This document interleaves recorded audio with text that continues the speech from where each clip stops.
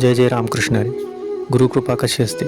आळंदीत राहणारे विसोबाचाटी हे ज्ञानेश्वरादी भावंडांचा इतका द्वेष करायचे की त्यांनी आळंदीतील लोकांना बजावले होते की यांना कोणीही भिक्षा वाढू नये, आणि जर कोणी भिक्षा वाढलीच तर ते भिक्षेची झोडी जमिनीवर सांडून त्यात माती कालवत असत. एकदा मुक्ताबाईला मांडे खाण्याची इच्छा झाली तेव्हा ती कुंभाराकडे मातीचे भांडे आणावयास गेली, परंतु परत येताना रस्त्यात विसोबाने ते मातीचे भांडे फोडून टाकले.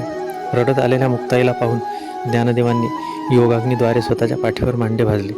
हा सर्व प्रकार विसोबाने लपून पाहिला. तो ज्ञानदेवांना शरण आला. त्याच मांड्यांतून एक घास खाल्ल्याने विसोबाला आत्मसाक्षात्कार झाला. मुक्ताबाईने त्यांचे नाव विसोबा खेचर असे ठेवले.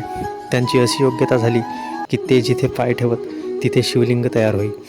हेच विसोबा पुढे संत नामदेवांचे गुरु झाले.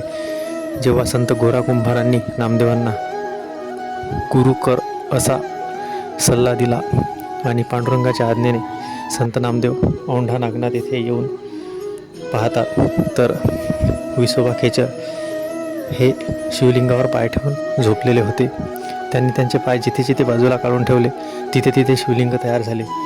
आजही औंढा नागनाथ येथे खूप सारे शिवलिंग पाहावयास मिळतात आणि तेथेच संत नामदेवांनी विसोबा खेचर यांना गुरु बनविले होते.